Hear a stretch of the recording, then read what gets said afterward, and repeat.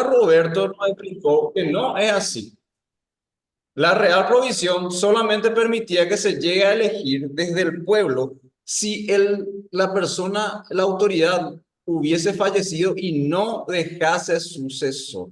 O sea, ahí es lo que los abogados designan una condición suspensiva. O sea, dependía de que no se deje sucesor.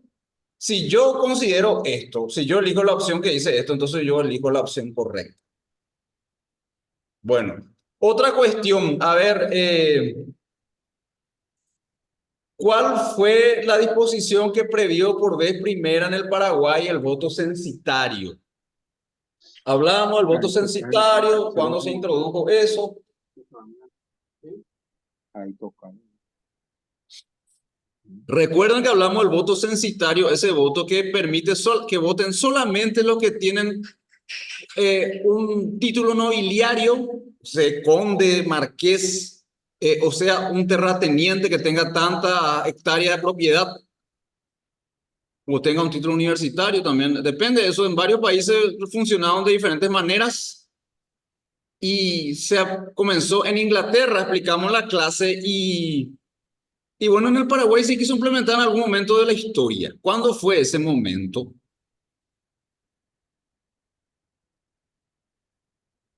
Voto censitario, o sea, exigirle que solamente voten la gente que tiene propiedad, tierra, que tiene tierra. El que no tiene tierra no era elector, no se podía inscribir.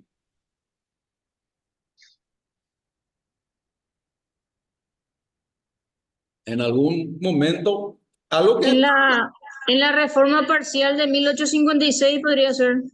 Correcto, Jessica, correcto. 1856, la reforma que se hizo al reglamento de gobierno de 1813, que esa era una reforma, pero en realidad la verdadera reforma que se buscaba ahí era la posibilidad de que el presidente elija a su sucesor, a su vicepresidente, y que el Mariscal López tenga la edad necesaria para ser presidente prontamente. Ese era el verdadero motivo, explicamos ya, de la reforma que se hizo al reglamento de gobierno, a la ley de administración de 1844, en realidad, 1844, sí, que establecía de que había un presidente de la República. A partir de ahí el Paraguay adquiere la fisonomía de república presidencialista, porque ya tiene un presidente a partir de ahí. Y eso se modificó, como dice Jessica, en 1856 para prever este voto censitario y para permitir que Carlos Antonio López pueda designar a su sucesor y que el Mariscal López se baje un poco la edad que dice, el reglamento de gobierno para que pueda ser candidato y eventualmente elegido su hijo Francisco Solano. Bueno, también podemos preguntar, por ejemplo, ¿cuándo comenzó el modelo contencioso jurisdiccional en el Paraguay? Que explicamos ayer, en las dos clases hablamos del modelo contencioso. O sea, hay un modelo contencioso político, que es un órgano político el que juzga las elecciones, y en el modelo jurisdiccional un órgano de derecho, un órgano jurisdiccional, un órgano integrado por abogados especialistas en derecho electoral que en teoría juzgan la veracidad y los resultados de las elecciones de manera imparcial. ¿Cuándo comenzó eso en el Paraguay? En Clásico 1870. político 1870. Yo estoy preguntando el contencioso jurisdiccional.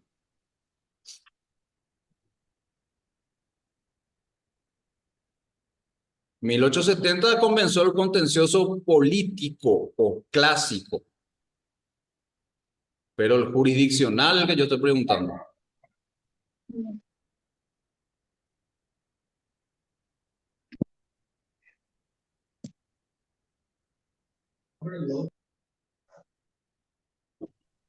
A ver, 24.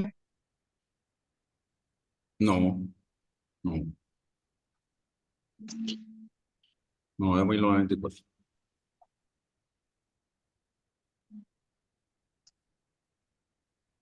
Podría ser con la constituyente del 92, donde se establece la formación de la justicia electoral. Correcto, correcto. Ahí está la respuesta. En 1992 recién nosotros tuvimos contencioso jurisdiccional, que es cuando se instaura en nuestro país el modelo de justicia electoral como órgano separado, tanto del poder judicial como del poder legislativo. Entonces, recién ahí, hace 30 años, nosotros tenemos un contencioso jurisdiccional. Desde 1870, que es nuestra primera constitución política, hasta 1992, que es la última, la vigente, nosotros tuvimos contencioso clásico o contencioso político, y eso cambió en el 92, correcto. Bueno, también quisiera saber, a ver cómo estamos respecto de...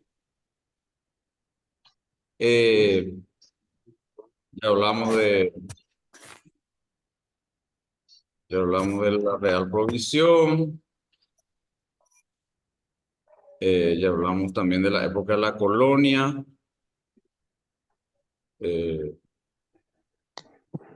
Fíjense que los mecanismos de tanto de la Real Provisión como de la ordenanza de 1841 son un tanto semejantes, pero hay algunas diferencias que hay que tomar nota para no confundirse. Pregunto a la clase,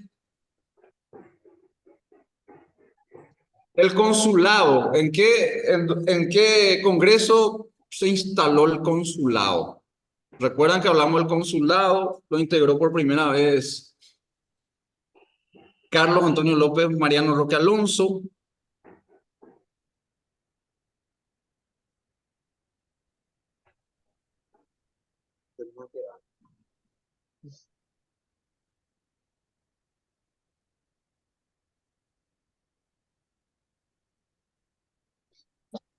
¿En qué Sería ley?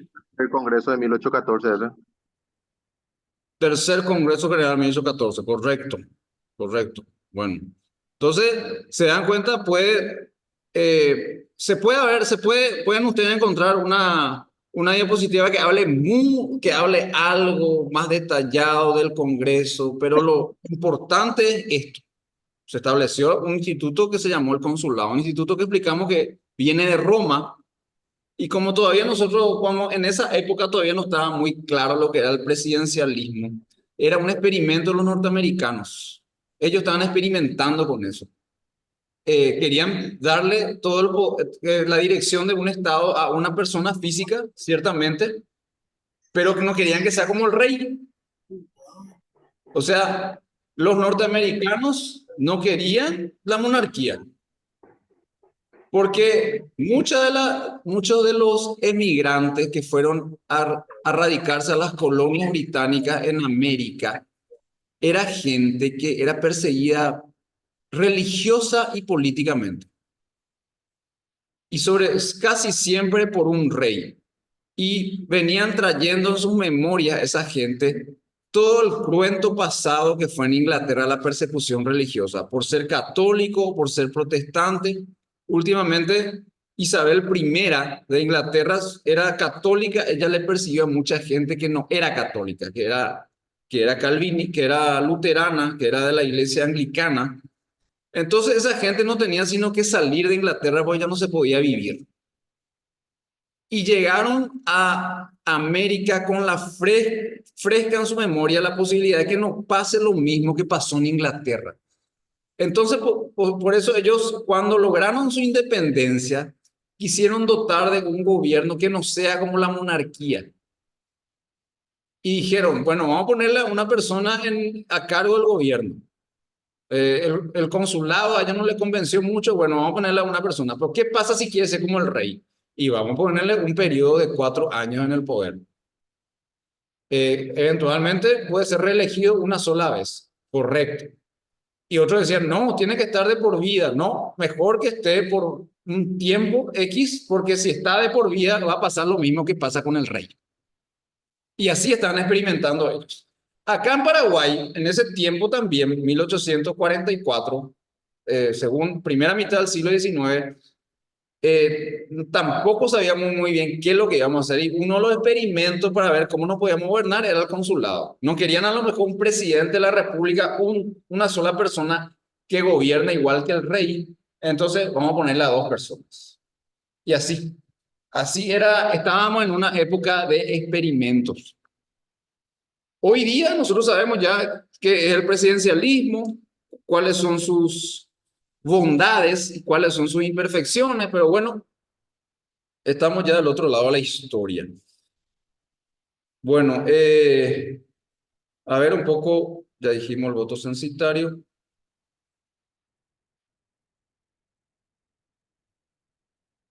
Bueno, ¿y cuál fue la primera edad para votar en el Paraguay?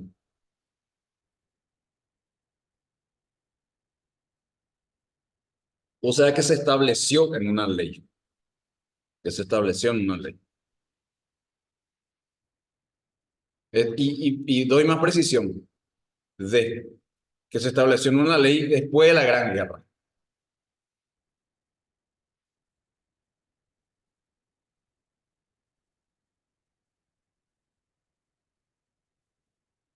Después de la Gran Guerra. Ustedes ya creo que sabrán entre qué año y qué año fue esa Gran Guerra de la que hablo, de la que estoy hablando. En 1870 sería 17 años establecía en la Constitución Política, la primera Constitución Política del Paraguay. Buenísimo. Muy bien, muy bien. No tengo tu nombre, Liliana Trinidad Liliana. Leite.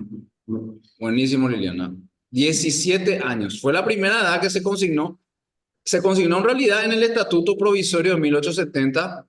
No olvidar que todavía no teníamos constitución.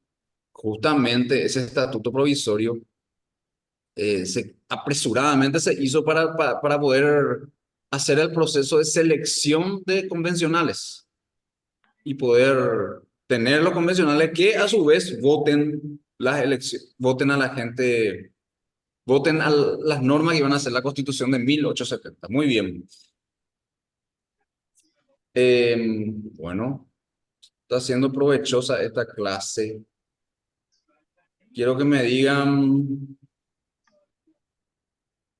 ya hablamos también.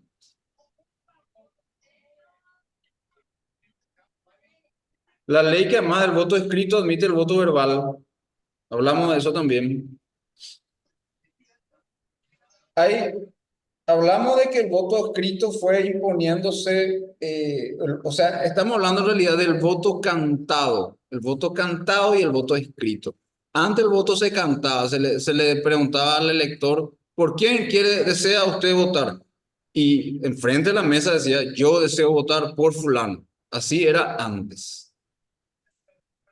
Y hay una ley que sugiere que, bueno, aparte de ese voto, también ya se admite el voto escrito, podrá ser el voto escrito.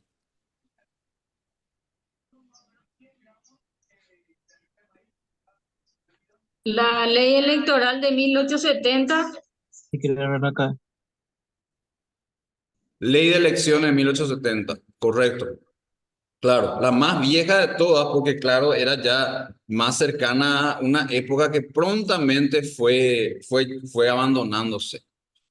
Sí, la ley de elecciones, estamos hablando de esa ley que lo único que hizo fue recoger las disposiciones del Estatuto Provisorio y se convirtió en ley porque ya se hizo la Constitución de 1870, ya habían autoridades electas y que iban a tener un periodo de mandato de 4 años. Y bueno, teníamos que tener una ley que cada 4 años se ponga en marcha la mecánica para elegirle a ellos. Una ley que fue cambiándose y cambiándose y cambiándose. Muy bien. Eh, Después tenemos también... No, ahorita vamos a pasar. A ver. El voto limitado. ¿Cuál es la ley que habla del voto limitado?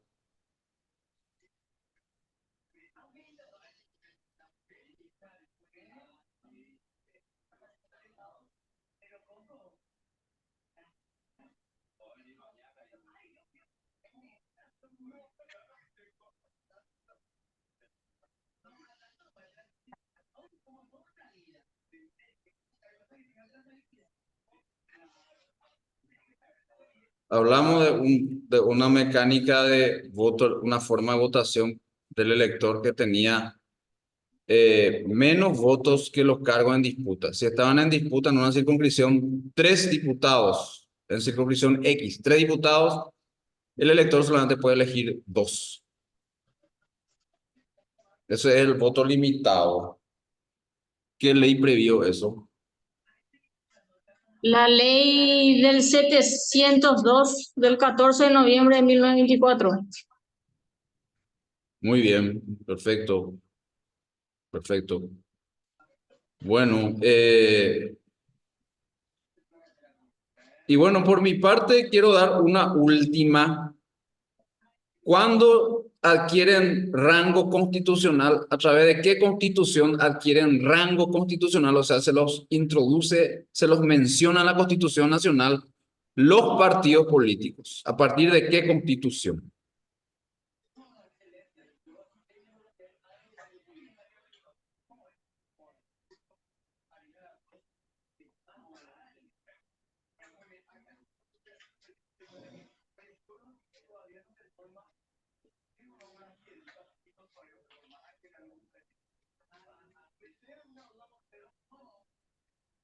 ¿Podría, profe, repetir la pregunta?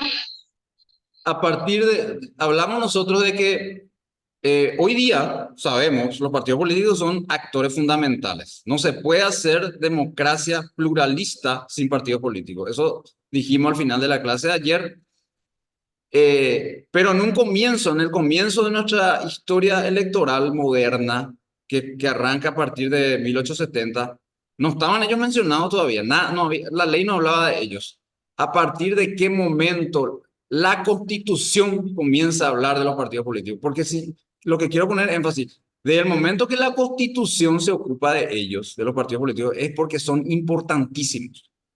Es porque realmente tiene que estar en la ley fundamental y no solamente en una ley ordinaria. En la Constitución tiene que estar. ¿Cuál fue de las 4 constituciones que tuvimos, cuál fue la que por primera vez los introdujo en su texto? Tenemos la Constitución de 1870, la de 1940, la del 67 y la del 92. ¿En cuál de ellas? No sería la 1940. La La ley 1967 puede ser 338. la Constitución de 1967. Correcto, Magdalena. 1967 es la que introduce por primera vez. Pero hay que hacer una precisión. Yo estoy preguntando en la Constitución, pero en realidad en la ley de en el Estatuto de 1960 ya se hablaba de las cuestiones vinculadas a los partidos políticos, pero ahora una ley. Yo les pregunté a ustedes la Constitución y Magdalena respondió bien la de 1967. Sí. Gracias. Bueno. Vamos bien entonces, ya creo que con esto está bien.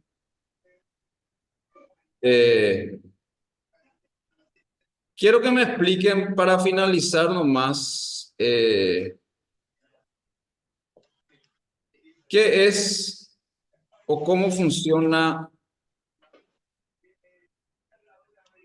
qué es el sistema, no es sistema, perdón, qué es la presentación de lista incompleta que rigió nuestro país. ¿Cómo funciona eso? Lista incompleta. Forma de presentación de candidatura por lista incompleta. Su nombre más o menos ya lo dice.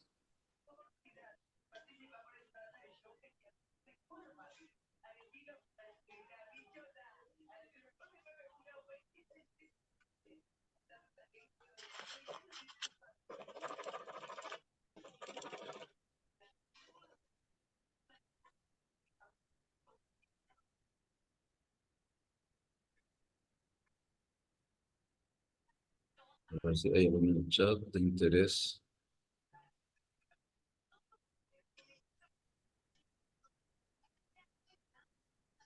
Hablamos de la lista incompleta. ¿Qué es lo que es eso? ¿No sería el caso de que no hacía falta llenar los cupos como se llena ahora en para la presentación de candidatura? Que no hacía Correcto, falta. Sergio. Así mismo.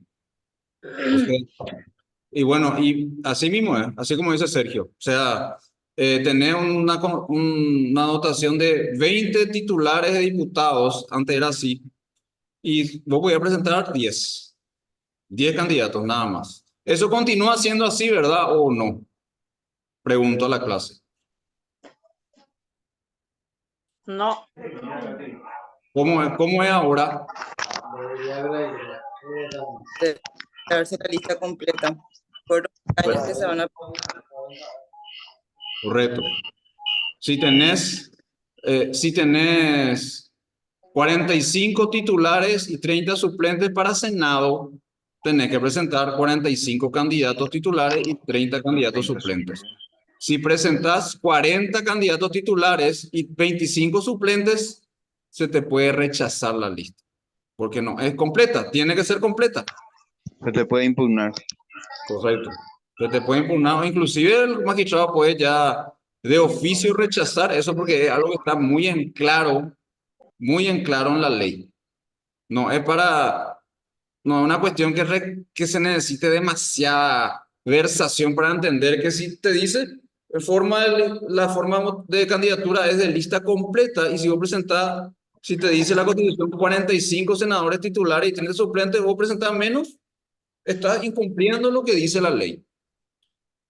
Bueno, muy bien. Hoy ponete IPM. Si es por mi parte, está muy bien. Están ya, creo que bastante afilados. Hay que repasar un poquitito. Pero les felicito a todos los que se animaron a responder. Les insto a que sigan estudiando. Y vamos a habilitar entonces el test mañana de las 8. Vamos a dar una hora. Selección múltiple. Son 13 ítems.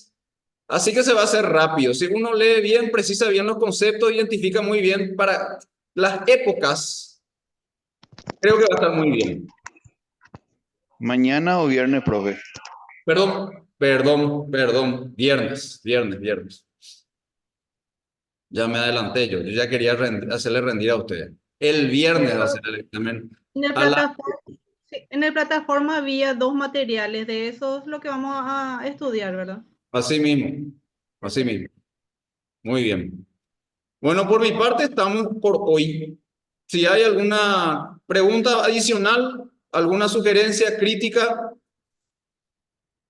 ¿qué hora el examen el viernes? 8 horas. La mañana. Sí. Guillermo pregunta si se puede cargar. No, los compañeros accedieron a la plataforma Marice. Yo te pido que te instruyas bien con ellos porque la gente está toda dentro ya, sin dificultades. Así que a lo mejor una dificultad de tu equipo, algo por el estilo, que se va a solucionar fácilmente. Profe, Desde ¿y la- hasta qué hora sería el examen? 8 horas. ¿Hasta qué hora, ¿Desde las profesor? 8? De las 8 hasta las 9. Cualquier hora podemos entrar a recibir entonces. Sí. Una hora para rendir. Así es. Una hora. Bueno. De lujo, compañeros. Entonces, si no hay nada, nos veremos oportunamente por ahí. Les deseo éxitos a todos. Gracias, profe. Gracias, profe. Gracias, profe. Gracias. Bueno, Muy amable, excelente. entonces.